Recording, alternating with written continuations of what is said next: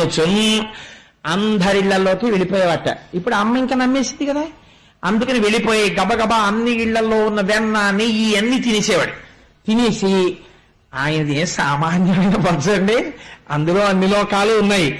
అమ్మ నమ్మకుండా ఉండాలని మూతంతా తుడిచేసుకునేవాట. బయటే శుభ్రంగా ఆడుకుని వచ్చిన వాళ్ళు ఆ మట్టి అవి చేతులకి ఒంటికి బాగా పూసేసుకుని బయటే ఒరే గుప్చెప్ ఎవరు చెప్పకండి అనేవాడు అని ఆ ఆకులకి అలమలకి తుడిచేసేవాడు. ఆవులకి రాసేసేవాడు ఆ వెన్న నెయ్యిని.